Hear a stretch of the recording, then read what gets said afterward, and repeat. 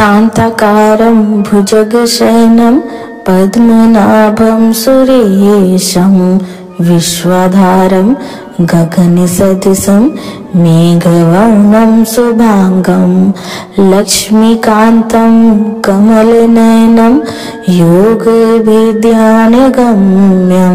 वन्दे विष्णु भवभयहरं सर्वलोकैकनाथम्। ओम नमो भगवते वासुदेवाय। राधे कृष्ण भक्तों, आइए श्रवण करते हैं विजया एकादशी व्रत की कथा। एकादशियों का महात्म्य सुनने में अर्जुन को अपार हर्ष की अनुभूति हुई।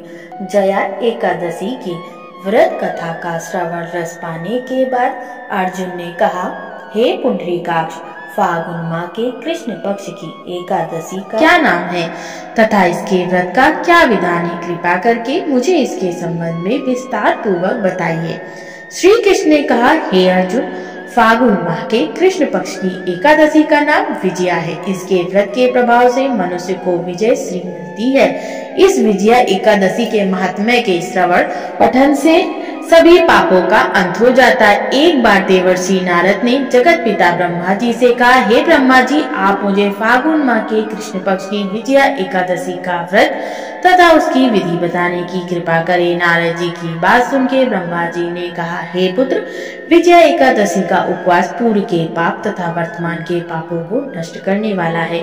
इस एकादशी का विधान मैंने आज तक किसी से नहीं कहा, परंतु तुम्हें बताता हूँ। यह उपवास करने वाले सभी मनुष्यों को विजय प्रदान होती है। अब श्रद्धा पूर्वक कथा का श्रवण करो।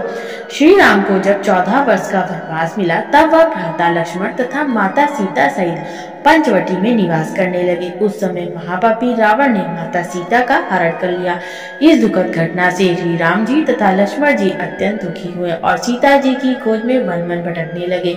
जंगल जंगल घूमते हुए वे मरणासन जटायु के पास जा पहुंचे। जटायु ने उन्हें माता सीता के हरण का पूरा वृतांत सुनाया और भगवान श्री राम जी की गोद में प्राण त्याग कर स्वर्ग की तरफ प्रस्थान किया।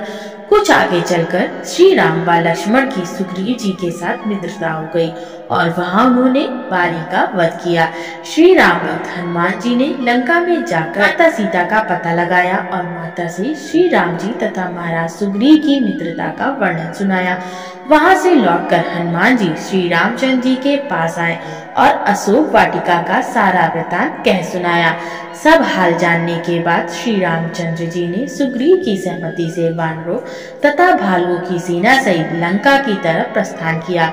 समुद्र किनारे पहुंचने पर श्री राम जी ने विशाल समुद्र को घड़ियालों से भरा देखकर लक्ष्मण जी से कहा, हे लक्ष्मण, अनेक मगरमच्छों और जीवों से भरे हुए इस विशाल समुद्र को कैसे पार सकेंगे? प्रभु श्री राम की बात सुनकर लक्ष्मण जी ने कहा, भ्राता श्री, आप पुराण पुरुषोत्तम आदि पुरुष हैं, आपसे कुछ भी विलुप्त नहीं। यहाँ से आधा योजन दूर कुमारी द्वीप में वक्रदालभ्य मुनि का आश्रम है। वे अनेक नाम के ब्रह्माओं के ज्ञाता है। वे ही आपकी विजय के उपाय बता सकते। अपने छोटे भाई लक्ष्मण जी के वचनों को सुनकर श्री राम जी वक्रदालभ्य ऋषि के आश्रम में गए और उन्हें प्रणाम कर एक ओर बैठ गए। अपने आश्रम में श्री राम को आए देख वक्रदालभ्य ने पूछा, हे श्री राम, आपने किस प्रयोजन से मेरी कुटिया को पवित्र किया? कृपा करके अपना प्रयोजन कहें। मुनि के मधुर वचनों को सुन श्री राम जी ने कहा, हे ऋषिवर, मैं सेना सहित यहाँ आया हूँ और राक्षस राज रावण को जीतने की इच्छा से लंका जा रहा हूँ। कृपा कर आप समुद्र को पार करने का कोई उपाय बताएं। आपके पास आने का मेरा यही प्रयोजन है। महर्षि वक्रदालभ्य ने कहा, हे राम, मैं आपको एक अति उत्तम व्रत बतलाता हूँ, जिसके करने से आपको विजयश्री अवश्य प्राप्त होगी। यह कैसा व्रत है हे मुनि श्रेष्ठ, जिसे करने से समस्त क्षेत्रों में विजय की प्राप्ति होती है? जिज्ञासु हो श्री राम ने पूछा। इस पर महर्षि वक्रदालभ्य ने कहा, हे श्री राम, फागुन माह के कृष्ण पक्ष की विजया एकादशी का उपवास करने से आप अवश्य समुद्र को पार कर लेंगे और युद्ध में भी आपकी विजय होगी। हे मर्यादा पुरुषोत्तम, इस उपवास के लिए दशमी के दिन स्वर्ण, चांदी, तांबे या मिट्टी का एक कलश बनाएं उस कलश को जल से भरकर तथा उस पर पंच पल्लव रखकर उसे वेदिका पर स्थापित करें। उस कलश के नीचे सतनजा अर्थात मिले हुए 7 अनाज और ऊपर जौ रखे उस पर विष्णु की स्वर्ण प्रतिमा स्थापित करें।